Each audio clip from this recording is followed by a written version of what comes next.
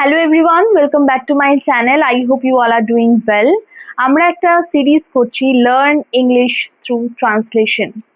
এই সিরিজটাতে তোমরা শিখবে ইংলিশ ল্যাঙ্গুয়েজ খুব সহজেই এবং বেঙ্গলি থেকে ইংলিশ ট্রান্সলেশনের মাধ্যমে। যেখানে আমাদের যেমনটা প্রয়োজন হবে ঠিক সেরকম ভাবে জোর করে ট্রান্সলেশন করার চেষ্টা করবে না, কিন্তু যেখানে আমাদের মনে হবে যে হ্যাঁ ট্রান্সলেশন করলে সুবিধা হবে জিনিসটা শিখতে, অবশ্যই সেখানে করতে হবে। এবার এখানে বলে রাখি, অনেকে মনে করে যে ট্রান্সলেশনের মাধ্যমে ইংলিশ শেখা যায় না। তো এখানে একটা কথা বলি, প্রত্যেকটা মানুষ কিন্তু আলাদা, তাদের নেওয়ার ক্ষমতা আলাদা, তাদের মানে পরিবেশ আলাদা। তো আমরা যেরকম পরিবেশে আছি সেইভাবে আমাদের ল্যাঙ্গুয়েজটাকে অ্যাডাপ্ট করতে হবে। আমরা যদি ইংলিশটা যদি আমাদের নেটিভ ল্যাঙ্গুয়েজ হতো, মানে আমরা যদি ওয়েস্টার্ন কান্ট্রিতে হতাম, তাহলে ডেফিনেটলি আমাদের আর কোনো ভাষা থাকতো না অপশন হিসাবে, তো আমরা ডেফিনেটলি জন্ম থেকে ইংলিশটাকেই শিখতাম।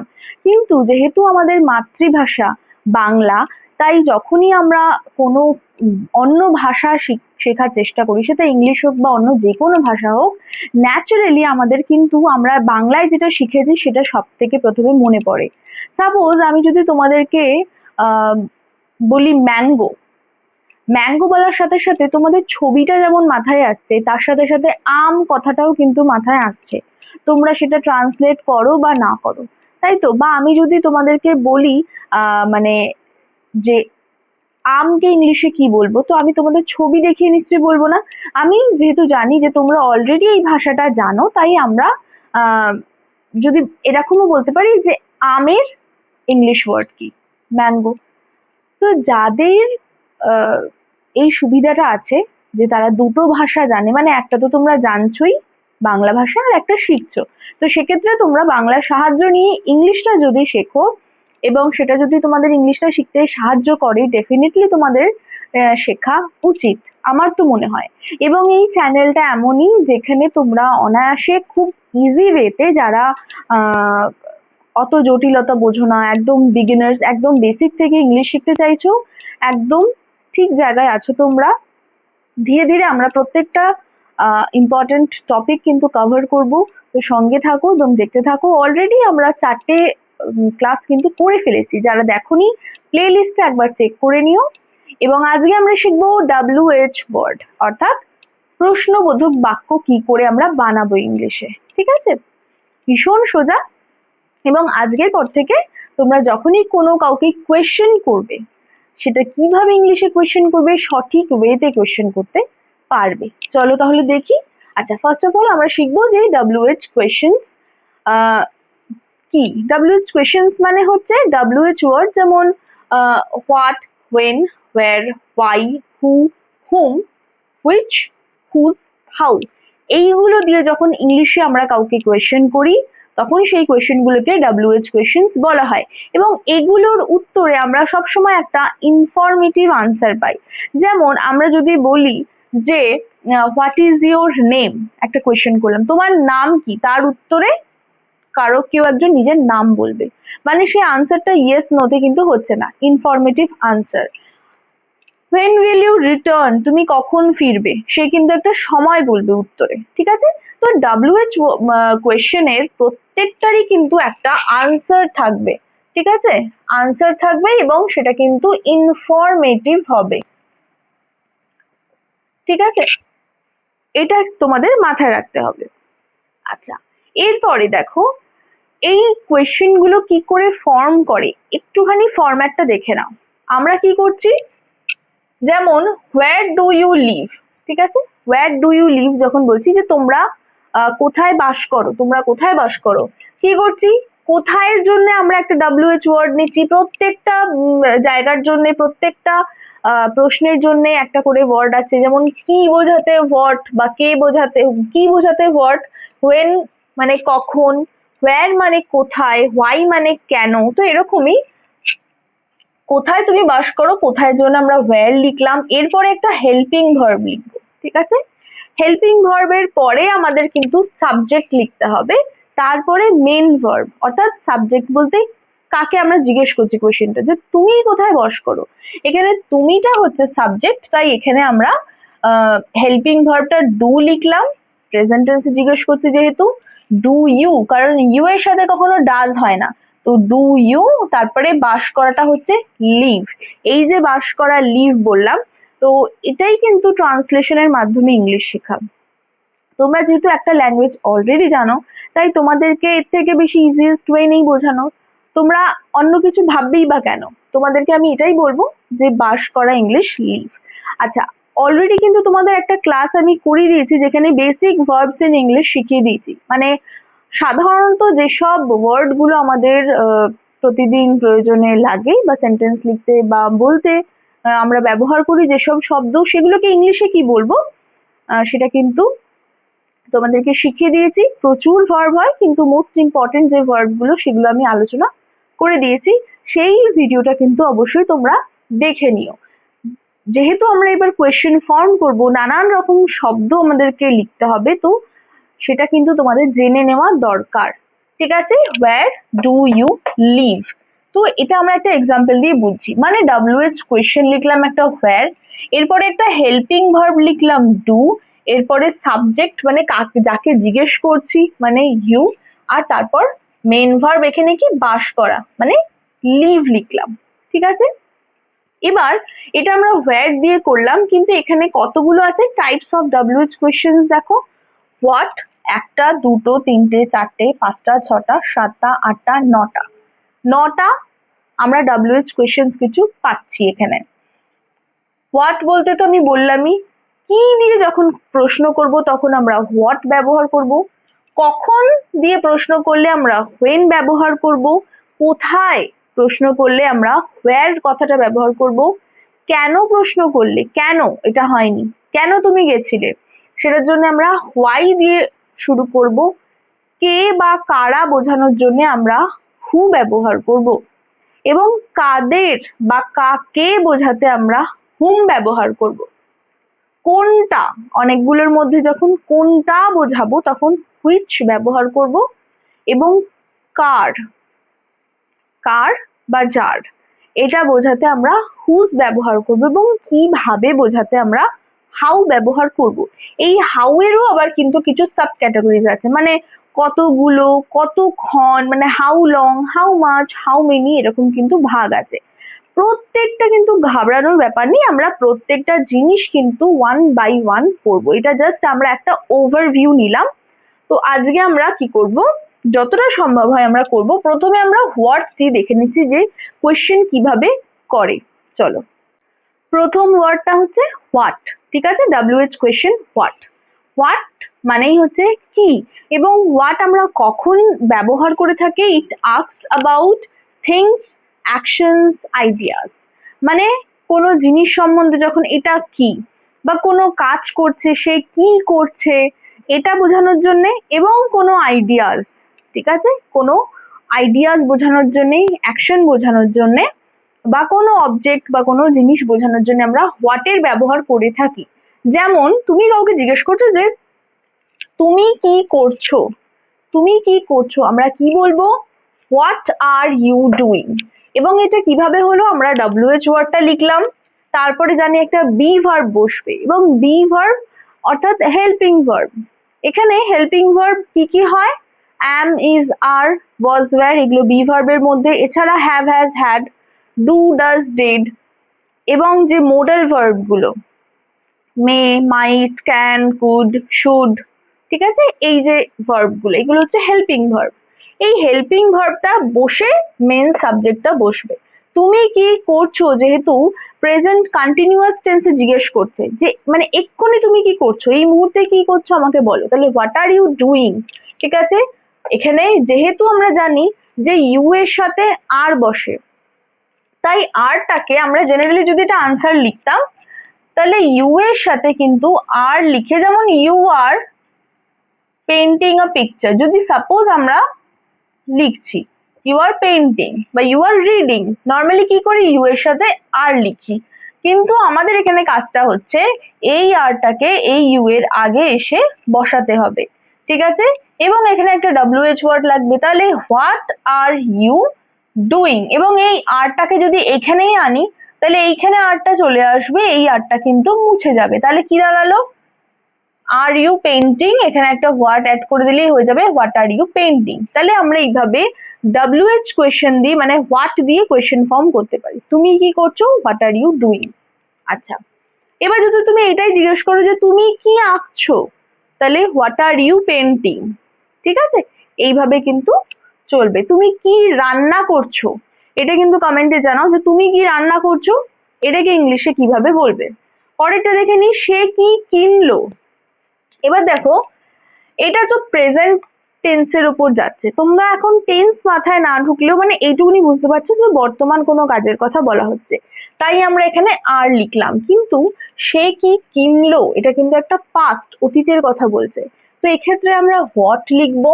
হোয়াটের পরে ডু ডাজ ডিড তিনটে ফর্ম হয়, ডু ডাজ ডিড।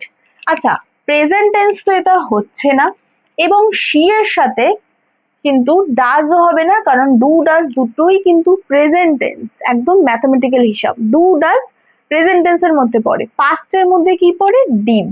তাহলে যেহেতু কিনলো পাস্ট টেন্সেই লেখা সেন্টেন্সটা, তাই আমরা এইভাবে বলবো হোয়াট, হেল্পিং ভার্ব এখানে ডিড আসবে, what did she buy. Buy কিন্তু এখানে মেন ভার্ব, বাই মানে কেনা কোনো কিছু। তাহলে হোয়াট ডিড শি বাই, সে কি কিনলো। পরেরটা হচ্ছে তোমার নাম কি। এটা মানে আমরা যখন কোনো কিছু হয় বোঝায় যে তোমার নাম কি বলে একটা হয়, তোমার নাম কি হয় তো আমরা বলি না, কিন্তু জেনারেলি হয় বোঝাতে যে তোমার নাম কি। ঠিক আছে, সেক্ষেত্রে আমরা কিন্তু ইউজের ব্যবহার করব। আর যদি কোনো মেন ভার্ব থাকে, যেমন বাই কোনো কিছু বড় কোনো মেন ভার্ব, তার আগে কিন্তু আমরা এরকম ডু ডাজ ডিড এর ব্যবহার করব। ঠিক আছে, তো তোমার নাম কি মানে হোয়াট ইজ ইয়োর নেম। এই ইয়োর নেমটা কিন্তু এখানে পুরোটাই অবজেক্ট বোঝাচ্ছে যে হোয়াট ইজ ইয়োর নেম। ঠিক আছে, চলো পরেরটা হচ্ছে তুমি কাল কি করবে। তুমি কাল কি করবে, এটা কিন্তু আবার ফিউচার টেন্সে চলে গেল, ভবিষ্যতের কথা। তুমি যদি টেন্স নাও বুঝে থাকো, আপাতত এটা বুঝতে পারছো যে এটা ফিউচারের কথা বলছে, প্রেজেন্ট বা পাস্টের কথা কিন্তু এখানে হচ্ছে না। এবং ফিউচার মানেই আমরা বি ভার্ব বা হেল্পিং ভার্বের জায়গাতে কি লিখবো, শ্যাল বা উইল, শ্যাল বা উইল লিখবো। এবার একটা জিনিস বলো, ইউ এর সাথে কি যাবে। ইউ এর সাথে কখনো শ্যাল কিন্তু যাবে না, উইল যাবে। ঠিক আছে, আই এবং উই এর সাথে শুধুমাত্র শ্যাল হয়, বাদ বাকি সব কিছুর সাথে কিন্তু উইল হয়। তো আমরা এবার ইউ এর সাথে যদি উইল হয়, আমরা কি বললাম যে হেল্পিং ভার্ব আমরা যেমন নর্মাল স্টেটমেন্টে পরে বসাই, আমরা কোয়েশ্চেন করবো যখন সেটা আগে চলে আসবে, তাহলে উইলটা আগে চলে আসলো। তাহলে হোয়াট উইল ইউ, এরপর একটা মেন ভার্ব ডু, তুমি কি করবে যেহেতু জিজ্ঞেস করছে ডু। এবং আগামীকাল মনে, আগামীকাল বলতে মানে তুমি আগামীকাল কি করবে, সেক্ষেত্রে টুমরো। তাহলে what will you do tomorrow. Next দেখো কি বলছে, আমি কি ভাবছি। আমি কি ভাবছি, আই এর সাথে কি হবে, অ্যাম, ইজ নাকি আর। আমরা যখন কোনো সেন্টেন্স বলি I am doing this, I am doing that. ঠিক আছে, I was running, I was studying, I was writing a letter, এই যে কথাগুলো বলি, বা I am running, I am walking, এই যে কথাগুলো বলছি প্রত্যেকটার সাথে কিন্তু দেখো অ্যাম বলছি, ইজ বা আর কিন্তু যায় না আই এর সাথে, তাই এই অ্যামটাই কিন্তু আগে এসে বসছে। আমি কি ভাবছি, তার মানে হোয়াট অ্যাম আই থিঙ্কিং। ঠিক আছে, এবং এটা যদি পাস্টে হতো যে আমি কি ভাবছিলাম, তাহলে সেক্ষেত্রে কিন্তু ওয়াজ বা ওয়্যার অপশন থাকে, এবং আই এর সাথে কি যায় সেটা ভাবতে হবে। আই এর সাথে ওয়াজ হয়, তাহলে আমি কি ভাবছিলাম বোঝাতে কিন্তু হোয়াট ওয়াজ আই থিঙ্কিং। ঠিক আছে, এবং তারা কি ভাবছিল, হোয়াট ওয়্যার দে থিঙ্কিং, এইভাবে হবে। মানে যদি এটাই পাস্ট টেন্সে হতো তাহলে হতো হোয়াট ওয়াজ আই থিঙ্কিং। ঠিক আছে, এখানে হেল্পিং ভার্ব ওয়াজ লিখলাম, আর হেল্পিং ভার্ব যদি ওয়্যার লিখতে চাই যে হোয়াট ওয়্যার, তাহলে এই সাবজেক্টটা কিন্তু প্লুরাল হয়ে যাবে, হোয়াট ওয়্যার দে থিঙ্কিং। ঠিক আছে, যেহেতু একটা মাত্র সাবজেক্ট আমরা ওয়াজ বসাচ্ছি, একের বেশি দে মানে তারা, তাই আমরা ওয়্যার বসালাম। এই নিয়মে কিন্তু হচ্ছে পুরো সেন্টেন্স গুলো এইভাবে কিন্তু করতে হবে। চলো এবার দেখে নি next WH word. WH word হচ্ছে when। when মানে হচ্ছে কখন, অর্থাৎ সময় জিজ্ঞেস করার জন্য, সময় বোঝাতে আমরা কখন বা when ব্যবহার করে থাকি, তাই তো। এবার when দিয়ে আমরা কিভাবে ইংলিশে সেন্টেন্স গুলো ফর্ম করব চলো দেখে নিই। দেখো, তুমি কখন আসবে, প্রথমত আমরা সেই WH ওয়ার্ডটা লিখবো, এবং এটা যেহেতু ভবিষ্যতের কথা বলছে, ভবিষ্যতের কথা বলছে বলতে আমরা শ্যাল বা উইল একটা অ্যাজ আ হেল্পিং ভার্ব ব্যবহার করব। তাই when, will, আর এখানে সাবজেক্ট হচ্ছে তুমি, তাই ইউ বসলো, এবং মেন ভার্ব সেটা কিন্তু আসা, তুমি কখন আসবে, তো সেটা হচ্ছে when will you come। পরেরটা দেখো, সে কখন পৌঁছালো, এটা দেখো ফিউচারের কথা বলছে, তুমি কখন আসবে, আর এটা হচ্ছে অলরেডি পৌঁছে গেছে, পৌঁছালো কখন সেটা জিজ্ঞেস করছে, মানে পাস্ট টেন্সে। মনে রাখবে, পাস্ট টেন্সে কোনো কিছু জিজ্ঞেস করার জন্য আমরা কিন্তু হেল্পিং ভার্ব হিসেবে ডিড কথাটা ব্যবহার করে থাকি বেশিরভাগ ক্ষেত্রে, ঠিক আছে। তাহলে when did যদি প্রেজেন্ট হতো তাহলে when do বা when does, এবং পাস্ট বোঝাচ্ছে বলে when did, আর ফিউচার হলে when will, এইভাবে কিন্তু হয়। তাহলে when did he, এখানে একটা সের জন্য আমরা হি আনলাম, আর পৌঁছালো যে ভার্ব, মেন ভার্ব সেটা কিন্তু অ্যারাইভ। এই অ্যারাইভ এর সাথে কিন্তু ভুলেও কখনো ডি ব্যবহার করবে না, মানে ইউ অ্যারাইভড এটা কিন্তু লিখবো না, কারণ যেহেতু তোমরা অলরেডি এখানে ডিড লিখে দিচ্ছ, এখানে কিন্তু ভার্বের ফার্স্ট ফর্মটাই কিন্তু থাকবে, ঠিক আছে। ভুলেও কিন্তু এখানে কখনো পাস্ট ফর্ম মানে বা পাস্ট পার্টিসিপল ফর্ম কিন্তু লিখবে না। পাস্ট পার্টিসিপল হবে যদি হ্যাভ হ্যাজ থাকে এই জায়গাতে, তাহলে একমাত্র এখানে পাস্ট পার্টিসিপল হবে। চলো, তারপর এটা হচ্ছে তুমি কখন পড়ো, এটা একটা জেনারেল কোয়েশ্চেন, মানে এটা রেগুলার বেসিস একটা হ্যাবিট বোঝাচ্ছে, প্রত্যেক দিনকার কাজ, যে তুমি প্রত্যেকদিন কখন পড়ো। তাহলে এখানে আমরা কোন রকম উইল বা ডিড ব্যবহার করব না, নর্মাল ডু, যেহেতু প্রেজেন্ট টেন্স। তাহলে when ডু, আর তুমি হচ্ছে ইউ, আর মেন ভার্ব কি পড়া অর্থাৎ স্টাডি, তাহলে when ডু ইউ স্টাডি। পরেরটা হচ্ছে তারা কখন রওনা হচ্ছে, মানে when are they leaving, এখানে তারা কখন রওনা হচ্ছে এটা প্রেজেন্ট কন্টিনিউয়াস টেন্সে আছে, ঠিক আছে। কোয়েশ্চেনটা এইভাবে জিজ্ঞেস করছে যে প্রেজেন্ট কন্টিনিউয়াস টেন্সে কখন রওনা হচ্ছে, তাহলে আমরা করব when are they leaving, ঠিক আছে। নর্মালি কি হয় যে they are leaving at বলে একটা টাইম থাকে, তাহলে আমরা সেখান থেকে আরটাকে আগে বসালাম, তাহলে when are they leaving, তারা কখন রওনা হচ্ছে। পরেরটা হচ্ছে মিটিংটি কবে বা কখন ছিল। এবার when সেন্টেন্স বুঝে করতে হবে, দিন জিজ্ঞেস করলেও কিন্তু হোয়েনই বসে, এবং সময় জিজ্ঞেস করলেও কিন্তু হোয়েনই বসে। মানে আমি এখানে মিটিং কথাটাই লিখেছি, মিটিং তোমরা সভাও বলতে পারো, কিন্তু এতটা ট্রান্সলেশন আমরা যাচ্ছি না। মিটিংটি কবে হয়েছিল বোঝাতেও কিন্তু when was the meeting এটা আমরা জিজ্ঞেস করতে পারি, যে বা when did the meeting take place, এটাও কিন্তু আমরা বলতে পারি। আর কখন ছিল মানে when was the meeting, এটা খুবই একটা ইনফর্মাল ওয়েতে বলছে when was the meeting, আর যদি আরেকটু ফর্মাল ওয়েতে জিজ্ঞেস করতে চাও তাহলে এটা হয়ে যাবে when, কখন ছিল যেহেতু past tense, when did the meeting take place, ঠিক আছে। এখানে টেকটা হয়ে যাচ্ছে মেন ভার্ব, এটা হয়ে যাচ্ছে কিন্তু হেল্পিং ভার্ব। এবার যেহেতু পাস্ট টেন্স তাই আমরা এখানে ডিড, যেহেতু হেল্পিং ভার্ব বসাচ্ছি তার মানে ডেফিনেটলি একটা মেন ভার্ব থাকবেই, ঠিক আছে। তাহলে when did the meeting take place, আর খুব একটা ইনফর্মাল ওয়েতে যদি বলি যে কখন হয়েছিল মিটিংটা, when was the meeting। চলো নেক্সট WH ওয়ার্ডটা দেখে নিই। কোথায় বোঝাতে আমরা where কথাটা কিন্তু ইউজ করে থাকি, তাই তো। তা আমরা যখন বোঝাবো, কাউকে জিজ্ঞেস করবো তুমি কোথায় যাচ্ছ, তুমি কোথায় গেছিলে, তুমি কোথায় বাস করো, ঠিক আছে, এই কোথায় জানার জন্য আমরা where কথাটা কিন্তু ব্যবহার করে থাকি, মানে ইট আস্কস অ্যাবাউট প্লেস। এবার ধরো তুমি কোথায় বাস করো, তুমি কোথায় বাস করো, এটা একটা জেনারেল কোয়েশ্চেন, পাস্টও না ফিউচারও না, প্রেজেন্টে জিজ্ঞেস করছে, তাহলে আমরা where এর সাথে একটা ডু ব্যবহার করব, ডু বা ডাজ সাবজেক্ট অনুযায়ী। তো এখানে সাবজেক্ট যেহেতু তুমি মানে ইউ, অবভিয়াসলি ইউ এর সাথে ডাজ যায় না, ইউ এর সাথে ডু যায়, তো আমরা লিখবো where do you, তারপরে কিন্তু মেইন ভার্বটা লিখবো। হোয়ার ডু ইউ লিভ, এটাই যদি আমরা একজনকে বোঝাতাম যে সে কোথায় বাস করে, ঠিক আছে, তাহলে আমরা কি লিখতাম, হোয়ার ডাজ লিখতাম, হোয়ার ডাজ শি লিভ, ঠিক আছে। আর যদি জিজ্ঞেস করতাম তারা কোথায় বাস করে, সেটা কিন্তু তোমরা লেখো, ঠিক আছে। এটা তোমাদেরকে দিলাম যে আমরা যদি এটা কোয়েশ্চেনটা করতাম দে দিয়ে, যে তারা কোথায় বাস করে, এটাকে কি বলা হবে ইংলিশে। পরেরটা দেখো, সে কোথায় যাচ্ছে, ঠিক আছে, সে মানে একজন বোঝাচ্ছে, তাহলে একজন মানেই আমরা জানি, এবং যাচ্ছে বলতে present tense, present continuous tense, তাহলে where is she going, where is she going. এবং এখানে যদি প্লুরাল বোঝাতো যে তারা কোথায় যাচ্ছে, আমরা এখানে আর এর ব্যবহার করতাম যে হোয়ার আর দে গোয়িং, ঠিক আছে। পরেরটা, তারা কোথায় দেখা করেছিল।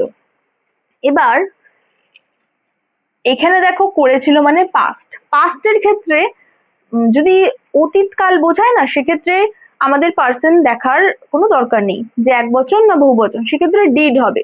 এবং ডিড এক বচনের সাথেও বসছে, সিঙ্গুলার নাম্বারের সাথেও বসছে, প্লুরালের সাথেও বসছে। প্রেজেন্টের ক্ষেত্রে আমাদের খেয়াল রাখতে হয়, কারণ ডাজ বা ডু সেটা কিন্তু সিঙ্গুলার না প্লুরাল সেই বুঝে কিন্তু বসে, তো প্রেজেন্ট টেন্সে এটা খেয়াল রাখতে হয়। কিন্তু পাস্ট টেন্সে করেছিল মানে কি আমরা একটা ডিড বসাবো, তাহলে where did they meet. Past টেন্সের ক্ষেত্রে কিন্তু ওইভাবে কোনো সিঙ্গুলার প্লুরালের জন্য আলাদা ভার্ব হেল্পিং ভার্ব বসে না, তাহলে হোয়ার ডিড দে তারা মিট করেছিল, হেল্পিং ভার্ব মেইন ভার্ব, ঠিক আছে।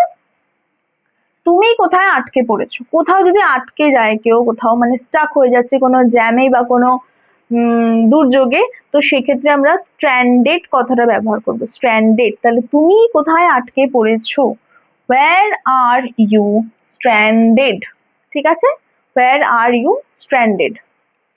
তুমি কোথায় থাকবে, এটা কিন্তু ফিউচার টেন্সে, তাহলে ফিউচার টেন্স মানে আমরা জানি শ্যাল বা উইল হেল্পিং ভার্বের জায়গাতে বসে, তাহলে where will you stay, where will you stay. আশা করি বোঝা গেছে। নেক্সট WH ওয়ার্ড গুলো আমরা পরবর্তী ভিডিওতে শিখবো, এবং ভিডিওটা ভালো লাগলে অবশ্যই কিন্তু ফ্রেন্ডসদের সাথে শেয়ার করে দিও। And thank you so much for watching.